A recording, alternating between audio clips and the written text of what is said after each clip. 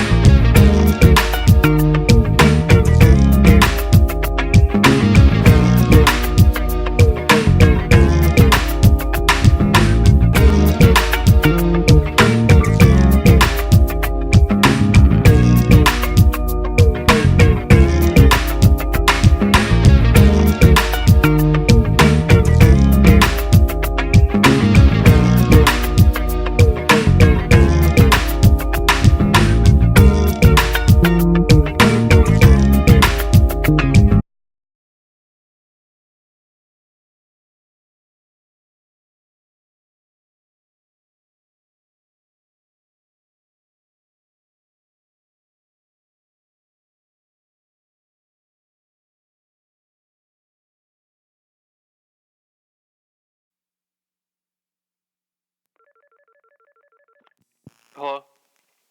Hi there, it's Laura. How are you? Hey, how are you doing? I'm good, thank you. Okay. Yeah. So, I'm very glad to be able to speak with you. I'm glad to be able to speak with you. Thank you so much for the donation. And yeah, I'm just going to let you guide the process and let me know what you need from me. Or, like, if you just want to jump right in and ask questions. We're going to do an hour, right? So, Right. okay. Okay. I heard you speaking about like the divine feminine. Yes. Right, and that's so curious to me because a lot of people never really bring that up in a lot of their videos and a lot of the research that they do, and it was just so curious to me. I was wondering, could you speak a little bit about that? About the divine feminine? Yeah, like the energy or the concept behind it. Just whatever your perspective is. I heard you had mentioned it a few times, so I was just curious about it. Yes. Are we recording this? Yeah, yeah. Excellent. Okay, so the divine feminine energies, it's really about, the earth, Gaia, and understanding what has been suppressed and exiled and what's been targeted. This is something that has been affecting both men and women because we've been sort of separated from our true divine mother. And the divine feminine is an extension of that. It's the feminine energy that we all carry because we all have a divine blueprint of the masculine and feminine energies within us. And they are in a union together. And that is the blueprint. And it forms like a trinity because they create a child, an energetic child. So it's the mother, father together creates the child, which would be considered the Christ Sophia. And it's all like the divine masculine and feminine, but the Godhead is like that trinity. And when we sank in density from the higher worlds, dimensions 4, 5, and 6, into this lower harmonic universe, we became what's known as a 3D planet, but in actual fact, this planet was seeded with a 13-dimensional core, which made it an ascension planet. And so there are a lot of dark agendas and dark beings that are very controlling that do not want us to ascend. And so because this planet was seeded by the goddess energy, the feminine energy, in order to allow us the experiences we need to grow and return to a higher dimensional energy, because we sank and we fell, and this was an opportunity for us to get back through just nature and just connecting with the earth energies that are seeded with this ascension. They specifically targeted the feminine energy so that we wouldn't be able to really get in touch with this. And so, it's an energy of nurturing. It's an energy of regeneration.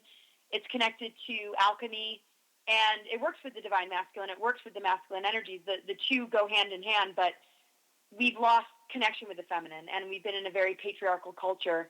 And, it's really about healing the masculine energy as well, because they've had just as much of a difficult time, being kind of like taught to be in the negative ego, in sort of a more war mentality and more in a mentality that's about domination and control.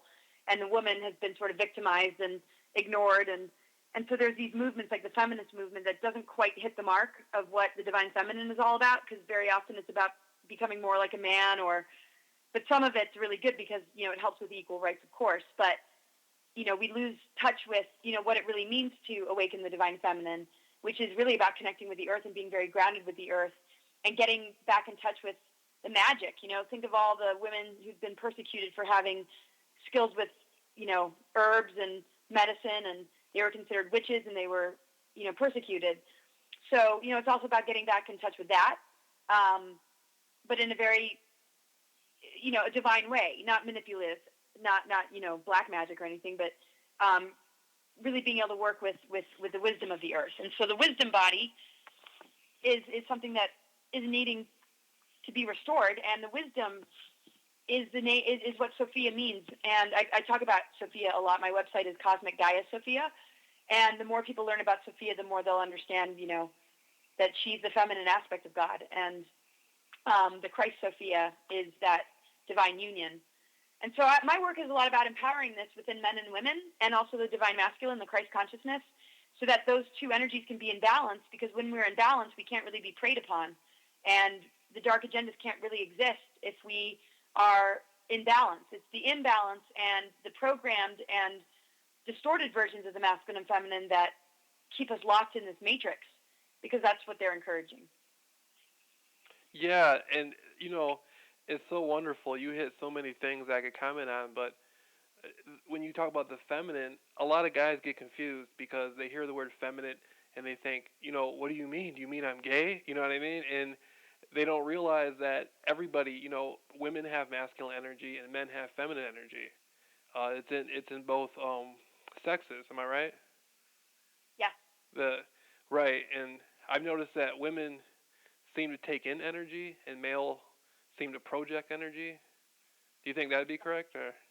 Yes, and it's the way we're built biologically. If you think about it, a woman carries a baby for 9 months, and it's all about containing and holding and birthing, and for men, they have the seed that they spread. And that's all about, if you just think about the actual act of, a sexual act, it says it all right there, and I won't go into it, but you know what I mean. Right.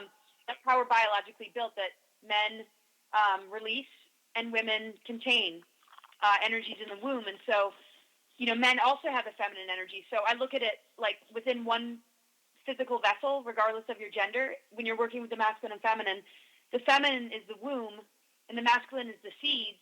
And when we plant seeds in the womb, we create.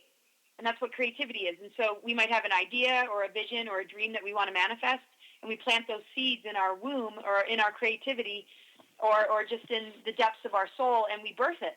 And it might be something we manifest, like a life change or a new partner or, a healing gift or ability or something. But when we end up planting seeds that we don't want, we end up manifesting things that we don't want. And that's why there's so many programmings and conditionings, because as long as we believe in them, we're going to be generating it into our environment as creators.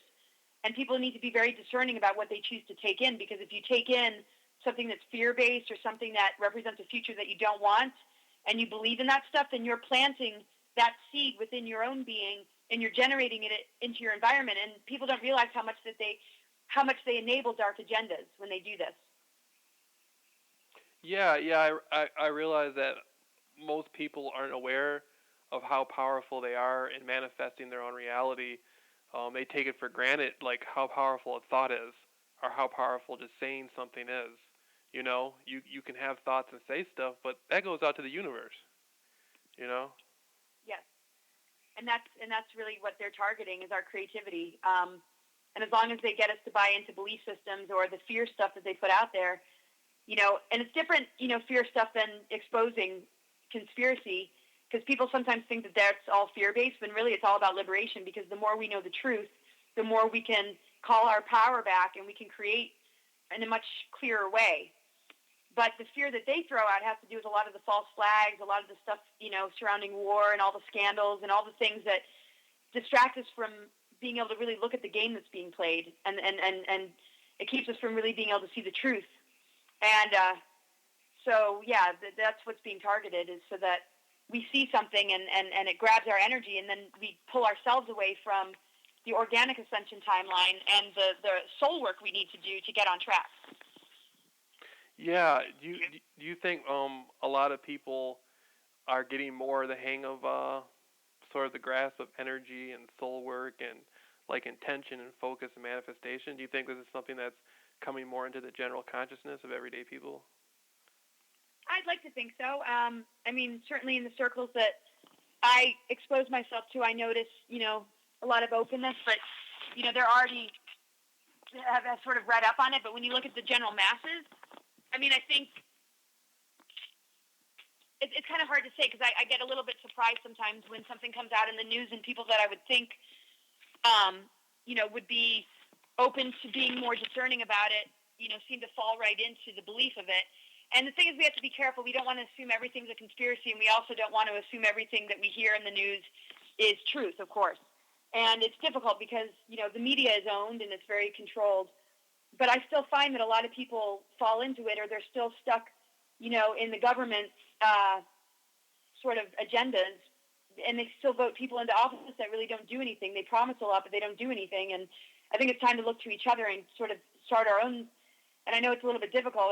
There's definitely people that play their roles and have leadership abilities, but we all have to stand up and be leaders, and we have to be more accountable for our futures and our lives. And it's hard with 7 billion people on the planet because, obviously we need some sort of structure and some sort of, I wouldn't want to call it government, but some sort of system set up to make sure that we're all provided for, and that we contribute and we're given our needs, our needs are met. And so I think that we should divide into smaller circles amongst each other and work with the earth more and not rely on like a big system taking care of thousands of us or millions of us, because it's not going to meet everybody's needs. And there's a lot of corruption because government means control. And so I'm always shocked to find how many people are still immersed in all of that. And but I think, in general, the vibration is raising on the planet and people are expanding their hearts and they're more open now than before because it's really spreading. When you think about it, more people are talking about chemtrails and weather modification than ever before. But it's a very slow process. I would say people are definitely waking up, but it's not happening as quickly as I would like, but it's still happening. But I just don't think it's wise to look towards our governments at this point. I think, people like Bernie Sanders is hopeful, but when you're in the White House and you're dealing with all the infiltration that's happened there, it's not a very easy position to help humanity from.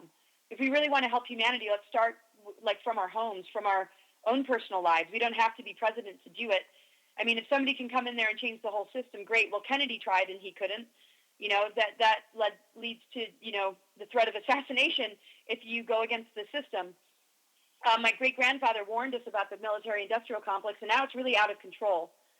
So, yeah, I would like to think that it's happening on a much quicker level than what I'm saying, but it still seems kind of slow. But I think there has been a big ripple effect with a lot of the information that's out on the internet, except there's a lot of targeting, too, where there's a lot of disinfo being put out, which confuses people. And so we end up kind of chasing our tail. And that's why I really talk about empowerment and understanding our DNA and how the DNA connects with the earth and the earth grids and, what it really means to be on an ascension path. Instead of really fighting the system or trying to change the system, let's just really get in touch with ourselves so that we can get these upgrades, through nature and through the cosmos and the alignments that are happening, and the fact that we are in this profound window period, because that's where we're going to change the most, is being open to these upgrades instead of distracted by all this other stuff that is designed to pull us away from this transformation process. Yeah, and that's so beautiful that you said that thing about the presidents, because your great grandfather, President Eisenhower, he was like the last guy, the last president who really had the overall oversight of the presidency before it kind of went off into secret projects and secret this and secret that. Wasn't he the last president who really had everything together, as far as over control, or Yeah. you know? Well, it's yeah. I mean, I don't know for sure. I mean, you would answer it better than I. Over the years, I've just always heard that he was like the last guy who, he was the last president who really ran stuff, and then after that, everything became like kind of like more of a puppet show type deal. Right. And that's true. Kennedy was assassinated. He would have been a good president, but he's a part of the Illuminati families, and he wasn't going to be able to get away with it very easily. The presidency is owned by the CIA, so it's very difficult for anybody running for president to not have that influence. And there's a lot of manipulation and a lot of sleeper agents and Manchurian candidates that might appear to be benevolent, but they don't realize that they have alters or other sides of themselves that are being triggered. And I know that's a lot for somebody who's hearing about this for the first time. You might want to see that movie, Manchurian Candidate, and be open-minded to the fact that kind of stuff is true. So Eisenhower warned us because that was right at the brink of when these things were going to take over, because the Second World War wasn't really won. When Project Paperclip happened, all the Nazi scientists moved into America, and they brought all these mind control projects in, and weather modification started, and MK Ultra, got amped up, and we've been dealing with a whole other level of war that is in disguise that a lot of people don't even notice. It comes through the media and the television and the chemtrails and all these different things. It's like a very hidden war, but it's right in front of our face as well. And people should be waking up to this by now. And if they're not, they're in absolute denial, because if you look up, our skies are being sprayed, and what could they possibly be spraying that's okay? And for people to say it's contrails is ridiculous at this point. And it's hard, the awakening process is painful and difficult, and you can't really blame people for wanting to turn the other way, but it doesn't mean that it means doom and gloom when we do face these things. It means that we have to understand how to raise our vibration beyond it and get our power back so that we're not the victims of it. And if we ignore it, that's not going to help anyone. Yeah. You want to hear something that I realized is humans are so caught up in whatever they're caught up in, and they don't realize what's going on. Like, I was looking, this is going to sound silly to you probably, but I was looking last summer, one of my neighbors had a cat, and the cat was laying in the driveway. And I was laughing. I was like, oh, look, he's out there with his peoples, laying in the driveway. And the cat was, like, soaking up the sun. And I thought to myself, the cat's doing a sun meditation in broad daylight in the middle of the street. And nobody even notices it. But if a human did that, everybody would think there was something wrong with them. You know what I mean? If a human was out there doing something spiritual with the sun on the ground, everybody would laugh and say he was nuts. See, that's the kind of world we're in. You can't heal yourself in public. Meditation, yoga, anything that's sort of, kind of like down, grassroots type of thing. Everybody thinks that's weird, not. But that's what really gets you to be human, Right. Yes, totally. And, it's hard because they know how to manipulate the way that we are sort of wired, as humans. We are biological beings that have needs, we have needs for love and acceptance and security. And, these programmings really make it difficult when you're an awakened being to feel happy to be awakened.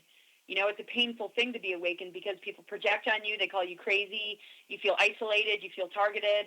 And it's like being on a spiritual path isn't all the light and fluff that people expected, It's like, yeah, we're connecting to God's source or feeling into the earth. But when you're dealing with humans that are programmed and lost in the matrix, they look at us like there's something seriously wrong. And we could be doing that back to them. And maybe some people are when they're calling them sheeple and, calling them stupid and ignorant. But awakened people or beings tend to be very filled with love and compassion. And so it's hard because it's not like we're getting it back, only amongst each other, but not from, humanity. It really depends though. And so I really encourage people to not say the word sheeple and to not look at everybody like, they don't have the capacity to wake up, because they come out of the woodwork sometimes where you least expect it. You might find somebody very open-hearted who's very immersed in the matrix, but they have an open mind and an open heart, just like hanging out with family members, and maybe not everybody's open to what you're about, but there might be that one cousin or that one, family member that is, and we got to give everybody a chance and just be ourselves. And don't let those that don't get you bother you. Just keep flowing with it and keep working with it, and you'll create synchronicities that bring people to you that are of like mind. But we're always going to have to shuffle through those that, don't fully get it, and that's okay. Don't let it stop you in your tracks, because I have a lot of clients that tell me, I can't talk to anybody. Everybody thinks I'm crazy, but it's like, don't give up, because the few that do say that or do that, you're planting a seed, and you don't need to hang out with them. Just keep flowing, keep being yourself, because you can only end up manifesting the things that are in sync with that. But it requires a bit of patience. It's better than not being yourself and conforming or being blocked, and it's very liberating to be yourself and not care what others think. It doesn't mean that you don't care about the way you act, or that you can just be mean and not care. It's just validate yourself and love yourself for the truth that you hold and the fact that you're an authentic, unique being. And if people don't like it, that's not your problem. Absolutely. I was doing a lot of research into like sort of the 60s and 70s mind expansion type of thing, and I came across people like Ram Dass, Terrence McKenna, a lot of the guru type people that were around at that time, and they were saying a lot of what a lot of the people are saying now, but it seems like there was a major gap between the 80s up until recently. In the last, it seems like the last 5 years, people have just started talking again like they were at that era. It seems like there was, for so many years, people were like in a corporate hold almost. Does that sound right, or am I kind of, I don't know. Can you? Yeah, no, it does sound right. Yeah, it seems like the 80s and the 90s and the 2000s, for some, right after like the mid 70s, it just seems like the corporations just, put the country in a headlock. And it's just like now people are just starting to get back to where talking again like how they were, talking 40, 50 years ago. Things are starting to loosen up a little bit more. Right. Yeah, I mean, because it's gotten, real obvious, and a lot of kids, growing up are realizing that they don't have the opportunities that the generation before us had, because all these corporations were looking to recruit people, and and now you try and get a job, and it's really hard to get a job even after getting a 4-year college education. A lot of those jobs are taken, or you have to work you have to kind of compromise a lot. It's very hard for people to just start their own thing, but that's really where it's at, and that's why embracing our own uniqueness and living on our own terms and not being too attached to the money system and understanding that the universe is abundant and it will provide for us. We have to kind of drop the survival energy, because we've been taught that security means that we have a lot in our bank account.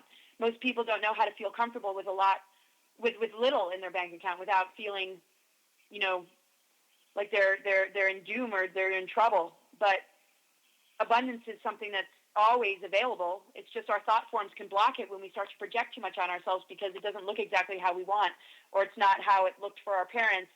And, we're given all these expectations to be successful, and we have to kind of determine what success means for us, not what it means for anybody else. Sometimes for people it's just happiness and freedom and the ability to travel and have fun, but if they're locked in the programming, even if they do make a lot of money, those people aren't necessarily happy. They're doing it because they were told to do it. We got to understand, what is our passion, what makes us happy. Let's get back to what's real, and let's support each other. People complain about people that are helping the world when they charge something for a podcast. It's like, oh, how can you be charging? It's like, well, did you go to a movie last week and did you pay for it? It's like, let's support the things that count and not criticize, people that need to make money for what they offer humanity that's positive. Yep. So then if we can direct our attention to them and we can do the same sort of thing and we can earn money from it, then we starve the stuff that makes the world, enslaved and polluted. And then we can rely on each other, and then eventually we can wean ourselves off of the money system and find a new way. But there's just a lot of madness and chaoticness in how people view one another. I mean, I know there's a lot of New Age deceptions and false channeling, and people overcharge and this and that, but, I mean, people got to return to integrity and, really, finding a way to be fair, so that if you are going to still be in the money system, which most of us can't avoid, that you're doing it in an appropriate way so that you're not being a New Age person that's still carrying old programming from the old paradigm, where you're taking advantage of people and going too far. And so, it's just hard because some people give everybody else a bad name, just like the word God, religion ruined.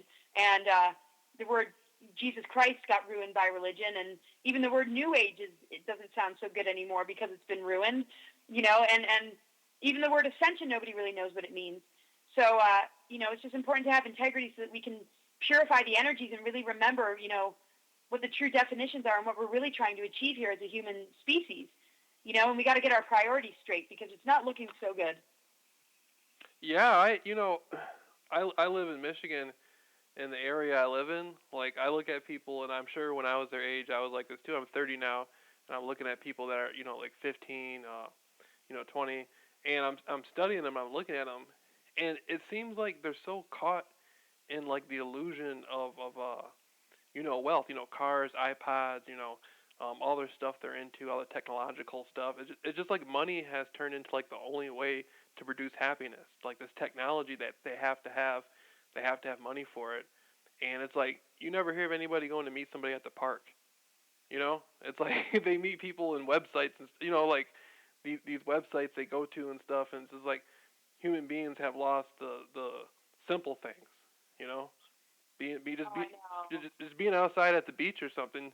When you see people there, it's like all they're doing is playing on their iPod. Yep. Everywhere I go and everywhere I look, everybody's immersed in their phones. And, I mean, the most important thing is that we connect with nature. I mean, nature is what holds the ascension energies.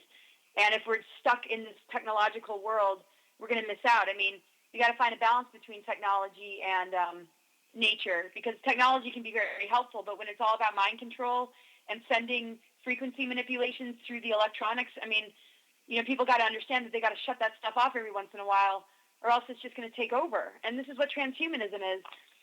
There's all these scientific breakthroughs they talk about and all these great advancements, but it's really replacing our ability to tap into our spiritual abilities, because it ends up replacing it. And then we get dumbed down by technology because we're no longer, focusing on developing ourselves. We're just using a technological device instead, and it makes it easy. We could be enhancing our abilities as spiritual beings, but instead, we're locked into these technologies, and and the thing is, technology mimics us, in our greater abilities. We're the most advanced technology, and if we don't start really understanding that, technology is going to take over, and we're going to lose our sense of soul and connection with nature. Yeah, definitely. I can definitely relate to that. Like I notice stuff like that all the time, and it's kind of funny because even me, like I said, I'm 30. It's moving so fast, even from what it was 10 years ago, in the early 2000s or whatever. It's it's catapulting.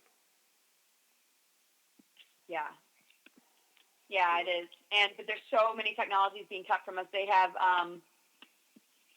so much advanced technology that they haven't told us about, and we've got the internet and iPods and iPhones and all that kind of stuff. But there's so much they're using, and they only give us a little bit. And the thing is, we don't necessarily want these advanced technologies until we develop ourselves spiritually, but they're slowly pulling us into transhumanism and giving us little bits at a time, instead of helping us to see like what they really are using behind our backs that are, geared towards the manipulation of us so that we don't achieve the DNA upgrades that we need.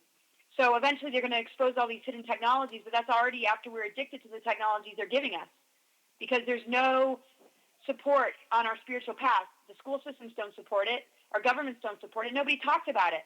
The only thing in the mainstream is either religion or government, and religion is corrupt, and government is cut off from spirituality, and so we got nothing, to really look towards. That's why we got to learn to look towards ourselves, and we got to trust that everything we need is within us, because, where else are we going to go? Because everything external isn't really working. I mean, there is some that is working for us, but if we don't first have the discernment within ourselves, it's very easy to fall into a trap. Right on. And as we speak, like the technology, like they're even talking about they're cloning people. Now, I know you've spoken on the concept of Mars. That's very interesting. You've spoken on stuff going on Mars. I've heard a lot of other people talk about that. Do you think that's a big thing right now? Like there's all kinds of cloning and stuff going on up there?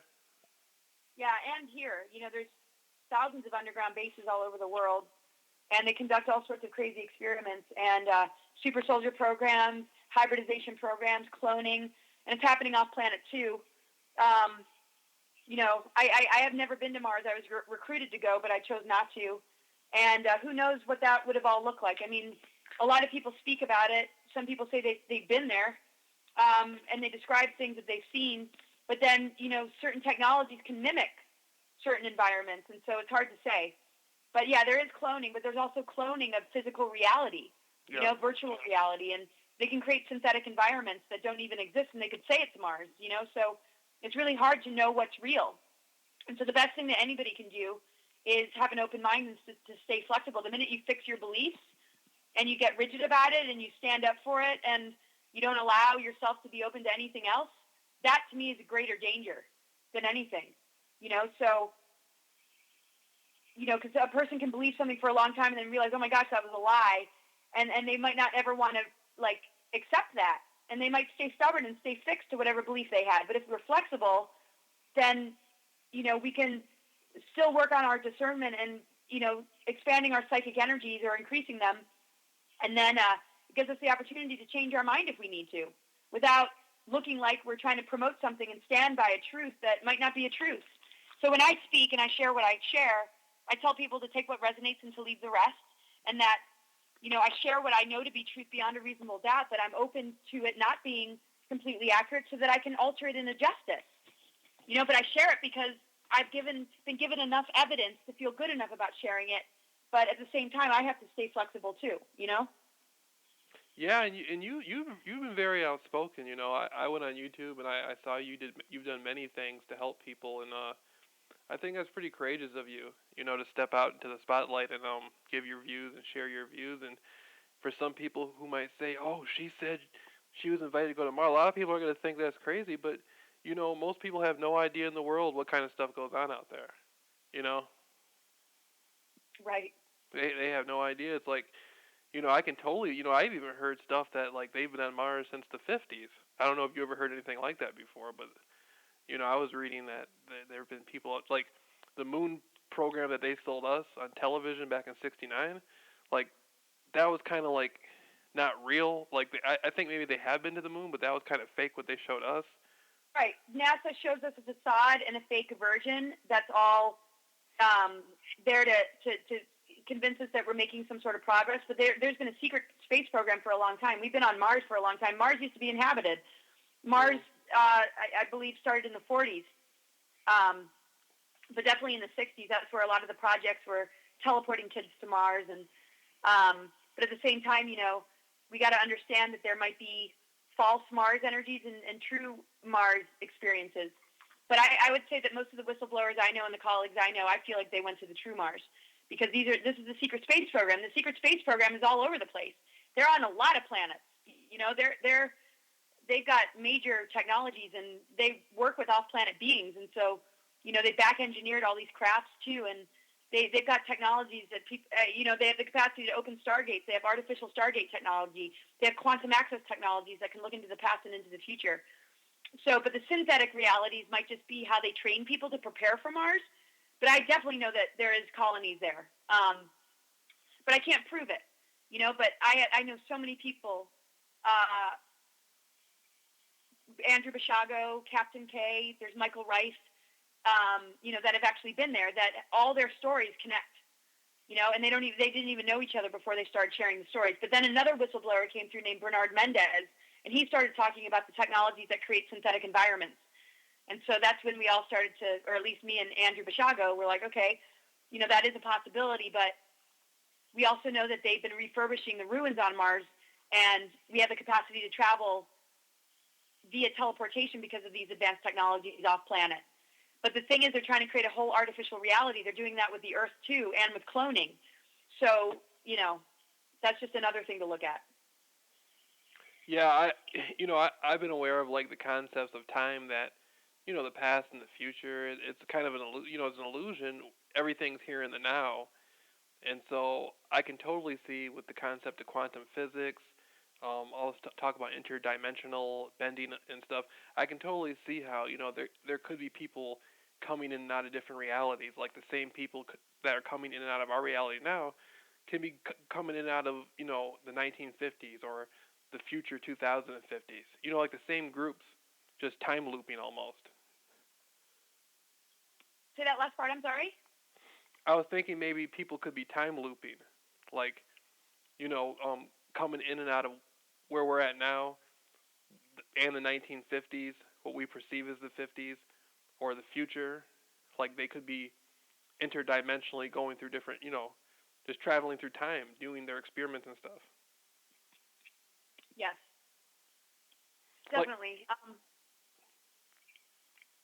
And we are in a time loop, and that's why time travel is possible. But when we move beyond sort of time and into these higher dimensions, we recognize that there is no real linear time, and the whole energy of ascension is sort of more in a spiral than something linear. yeah, yeah. The past and the future are both different perspectives of the now. Like if somebody wanted to prove to me that past exists, there's no way they could do it. Even if they show me an antique, they're showing it to me in the now. You, Right. you know what I mean? They're like, the past really That's does cool. the past really does exist. I'm like, we're always going to be in the now. You Right. I mean, it's like looking at a tree. Some of them are thousands of years old, but we're still seeing it in the now. And yes, we do age. I mean, we're born babies and we do grow up, so there is time connected to that. But it's also a cycle, just like a flower. You plant the seed, it blossoms, and then it dies, and it goes back into the earth, and a new seed's planted, and it grows again. So it's in cycles. And the cycles, can also be like spirals of consciousness as well that are moving upward and evolving. And so a circle completes itself, and there's wholeness with a circle rather than a line. And so we can see everything in the now, and the past is more about something that we can access, and the future is something that we can perceive, but it all intersects in the now, or else there's no creativity. If we're too much in the past or in the future, we're not creating.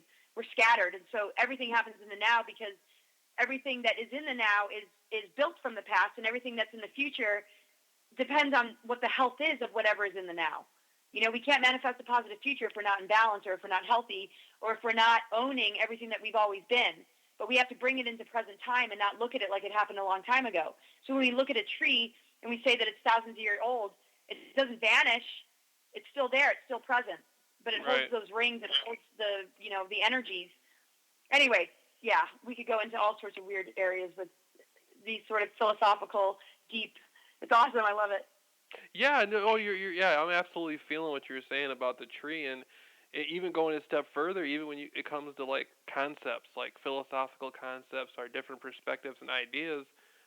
Many of the concepts we got are very, very old, and people don't realize they're still with us today. They're still here in the now, Right. Definitely. Yeah, I was looking at like ancient Egypt and some of these much older civilizations, and it's so crazy because the more far back, if you try to look from a linear perspective, like with the time thing, the more advanced they were is usually the oldest they were. The newer ones seem to be the less advanced for some reason when it comes to civilizations. The ancient. The newer ones less advanced. Well, when you look at like the pyramids in Egypt, and you talk about Atlantis, Atlantis being under the ocean and stuff, and that being before Egypt, or I don't know, some people think Egypt was still part of Atlantis.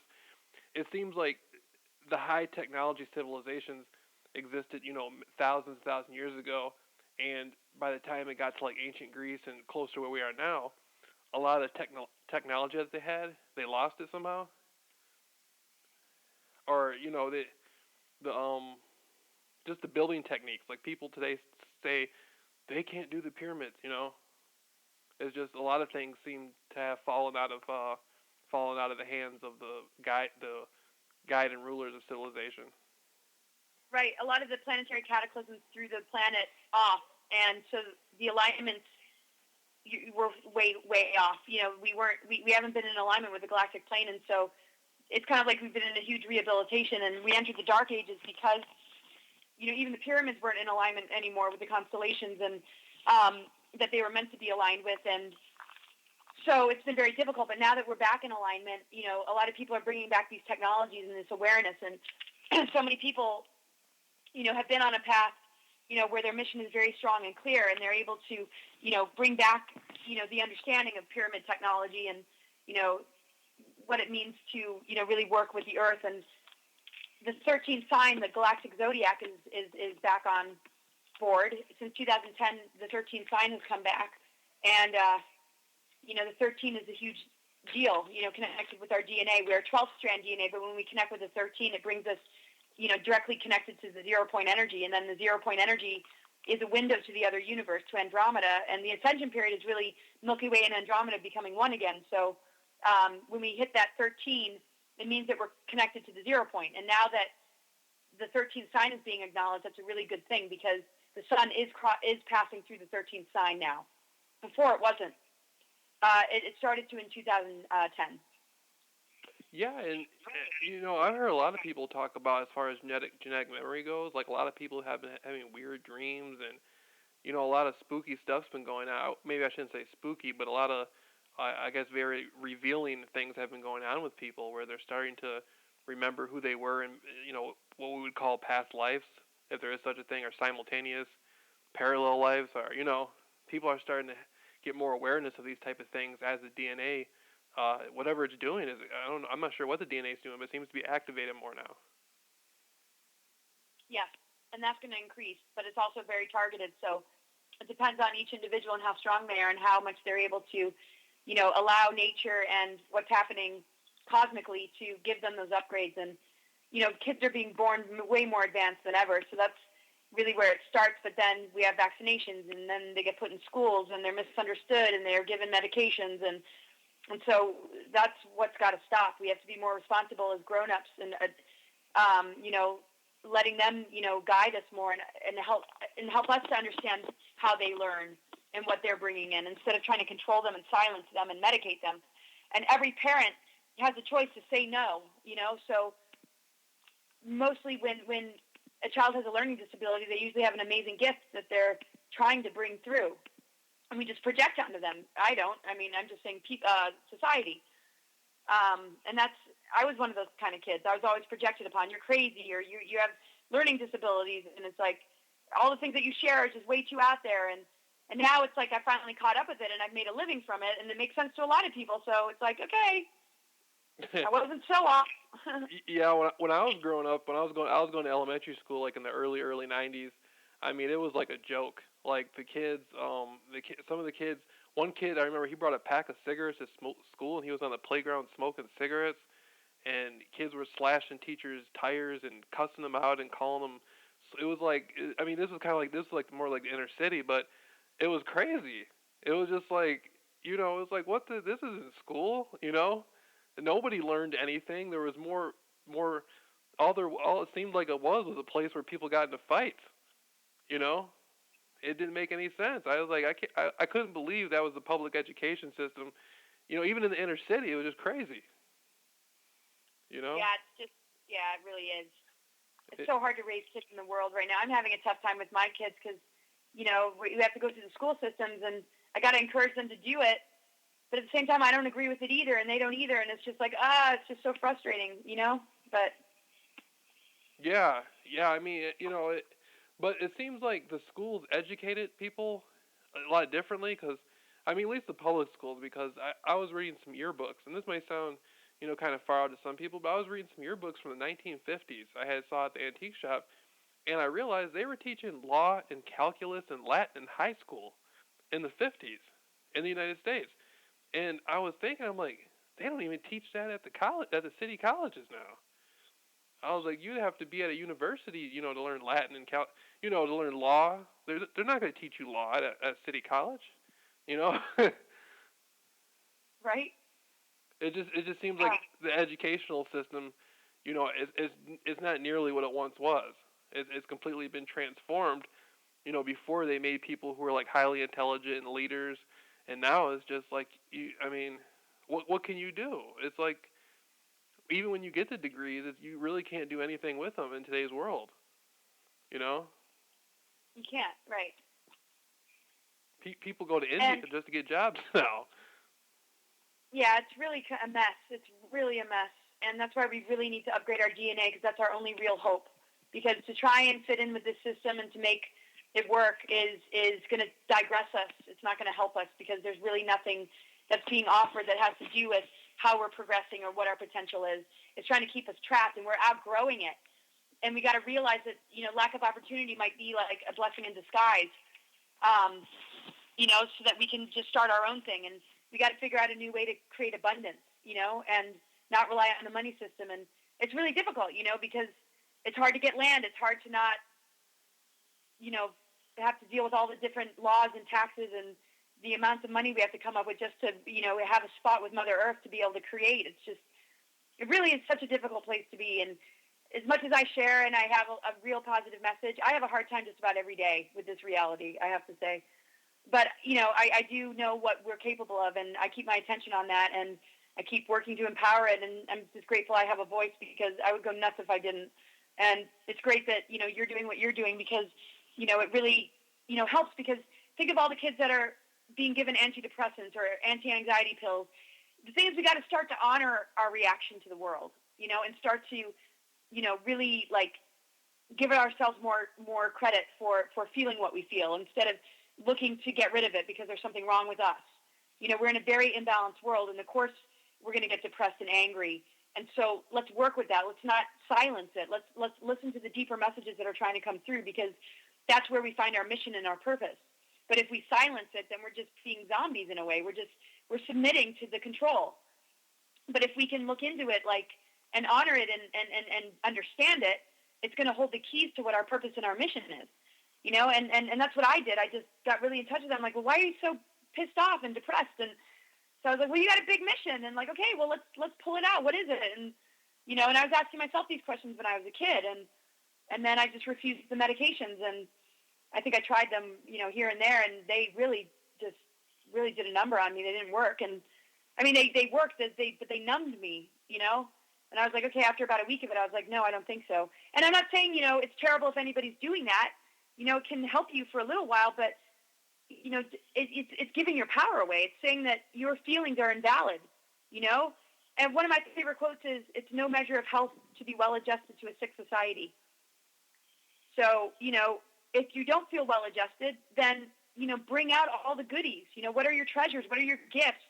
What have you turned into a problem? Or what are other people projecting onto you that is such a problem? And it's just hard to watch, because people get addicted to a lot of the medications too. So.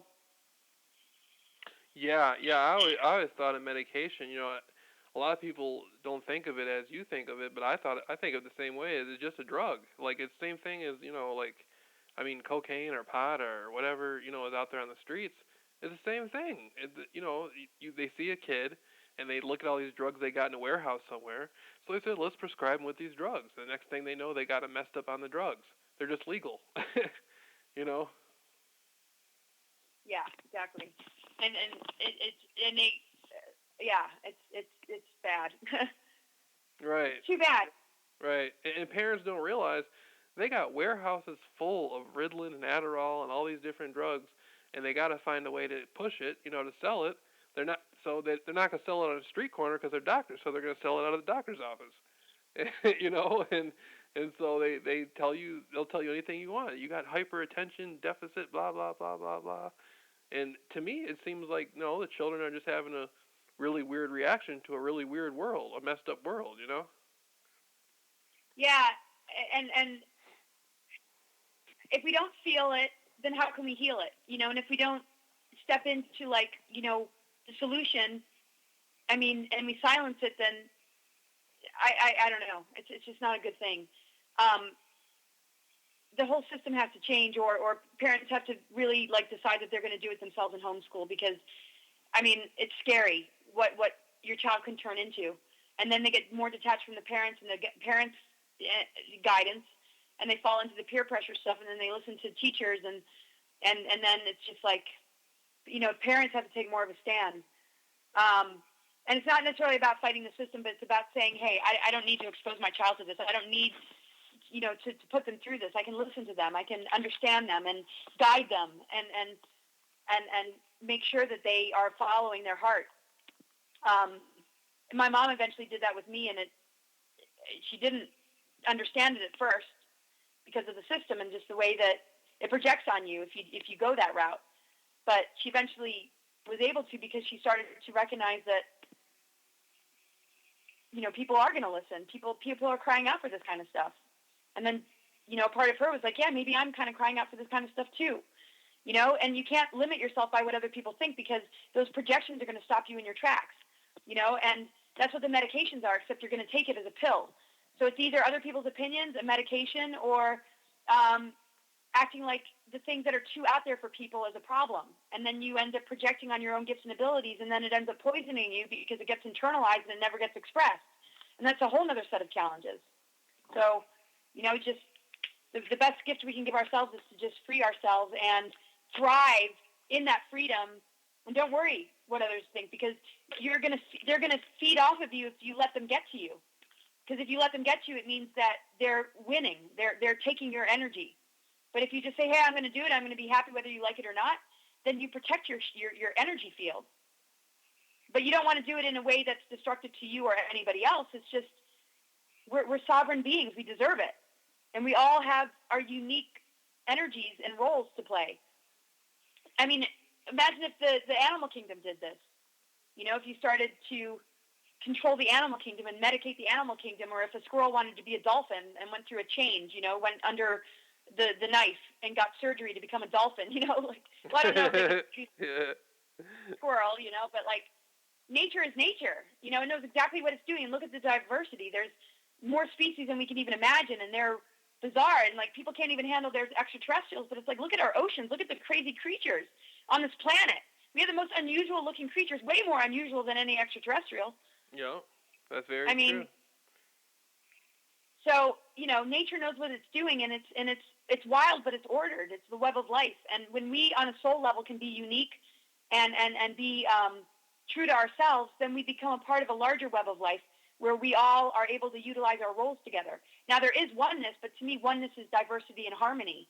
It's all of us being ourselves and harmonizing with each other, and not judging or criticizing or being racist or being biased or, bias is different because maybe that's a family member or a loved one, but but it's being fair to each other and saying, I love and honor you for you being you, and I'll let you be you if you let me be me.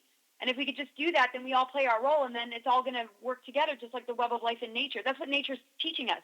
There's no greater teacher than nature. And my background's in wilderness education, and I learned everything I need to learn from nature. I was like, nature knows what it's doing, but it's difficult, too, because nature, you see little bunny rabbits get dragged off by, a predator. It's not, there's a lot of duality in nature, but at the same time, it regenerates, it's self-sustaining. And there isn't an instinct about it being a problem in nature, because it sort of recycles itself and grows back again. So, but the higher dimensional planes are different. Even nature's different. As long as we're in duality, we're going to be in a world where nature is sort of dualistic, but yet nature teaches us, because we're on a multidimensional planet. And everything that we're witnessing is showing us, who we are. Nature is helping us to understand our soul and the qualities within our soul. But the things that are off, like pollution in the waters or spraying in the skies or exploitation of the Earth's resources, this is a direct reflection of how unhealthy we are as a humanity. And when we heal our elements and clear and purify our inner elements, because we all have earth, air, fire, water energies, then the Earth has no choice but to respond. And when we get more inside our internal peace, we recognize that even the dangerous creatures out there, will treat us, will not, will respond differently to us. I mean, in my wilderness journeys, even scorpions and snakes, I was perfectly comfortable around them.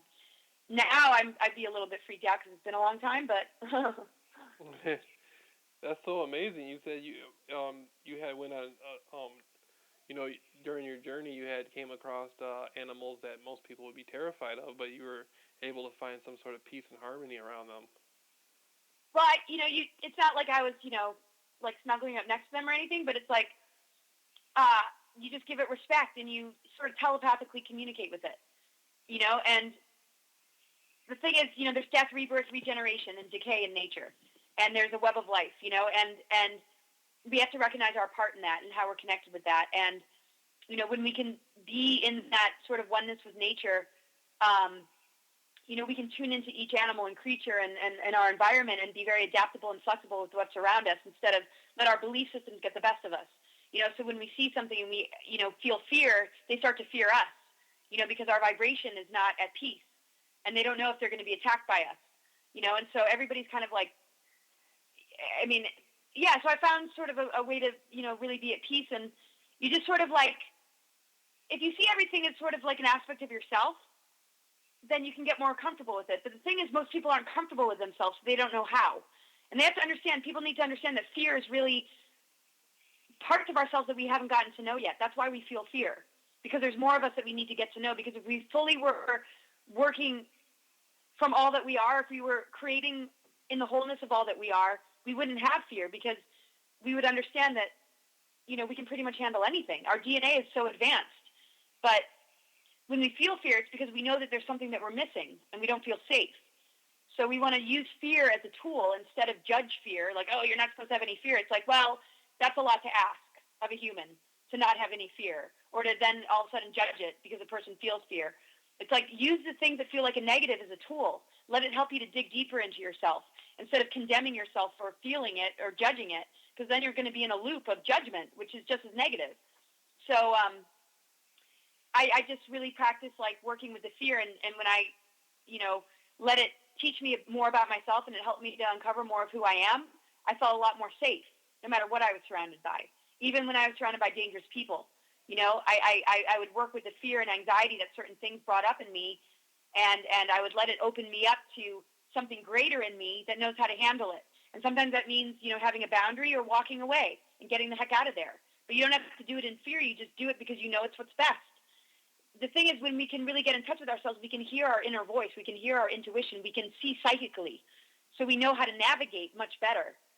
But a lot of people are in their heads trying to figure it out and trying to strategize. And the thing is, we got to merge our heart and our mind so that our bodies, and our whole system can guide us. Because our bodies will alert us. But if we don't pay attention, or we just do it because everybody else is doing it, or we judge our fear, or think it's bad, then we're going against what our body is trying to tell us. And so, use fear as a tool. It can help you to be cautious, but it can also help you to expand more into all that you are. So there's a place for everything. We got to embrace the negative and positive instead of be so polarized, because we're only in duality when we choose sides. We got to embrace all of it to be able to really navigate. Choose fear, choose love, and bring them together so that they can birth something, which is maybe cautious, being grounded, being practical, being wise. If you run towards everybody you're attracted to and form a relationship, most of those relationships aren't even going to work out. You have to be discerning. You have to have wisdom. You have to, look out for the red flags. That's what's going to protect us. And same thing with the world. The news that we read, the people that we vote into office, don't just listen to what they're saying. What is your body trying to tell you? It's like, I can pretty much guarantee that most of the stuff you're listening to is a bunch of BS if it's coming from, I think Bernie Sanders, though, sounds pretty positive, but I'm not here to tell people what to do.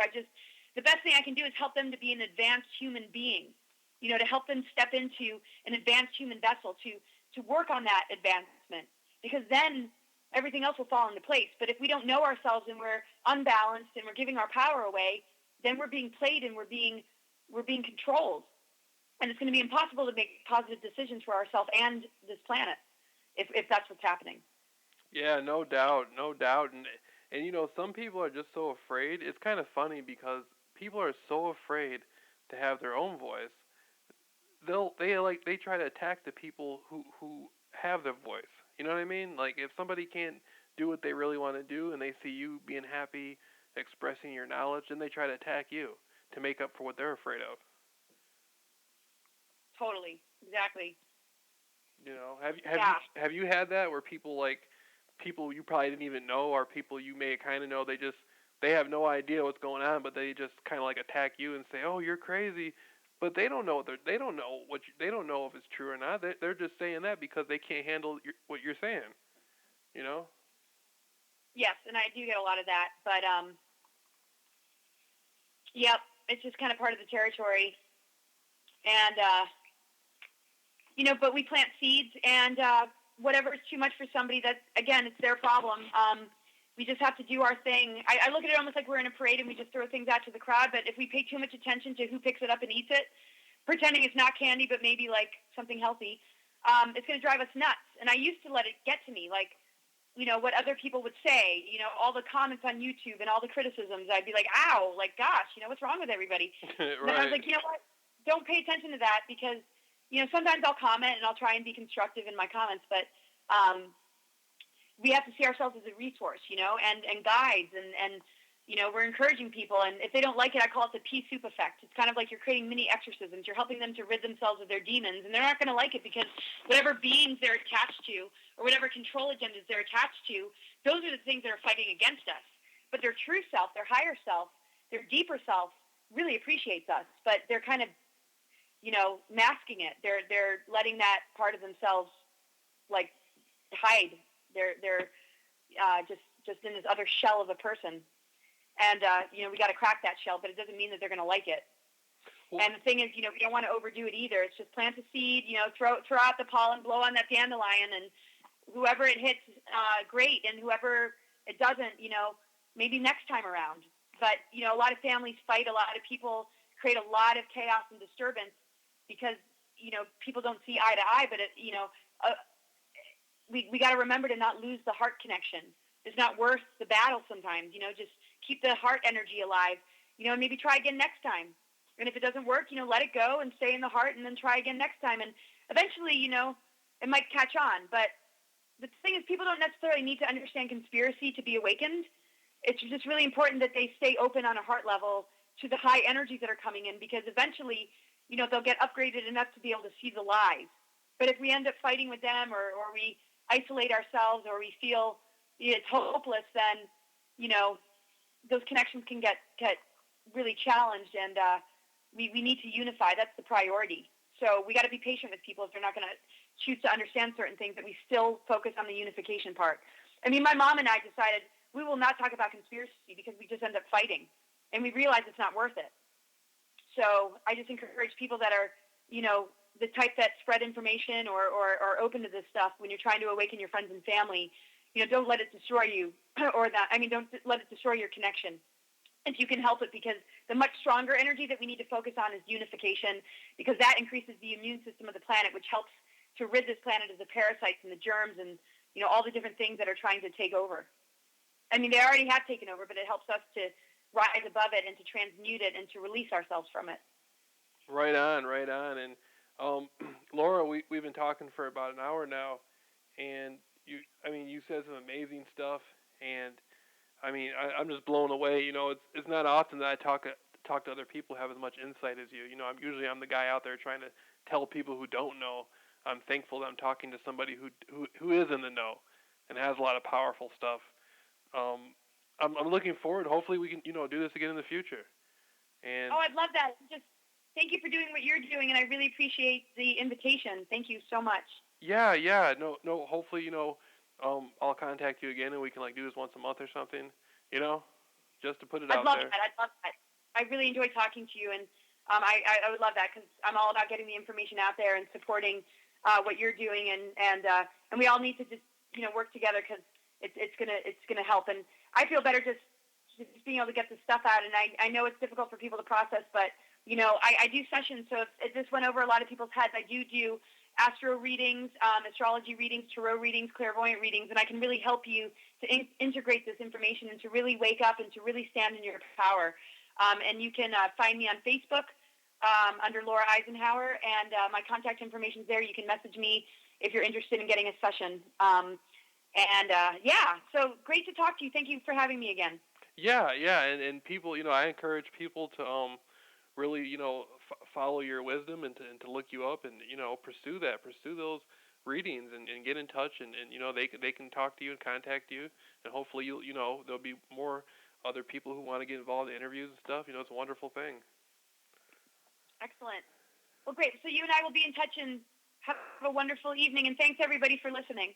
Okay. Thank you so much, Laura. Okay. Thank you. Yeah. Bye. Bye.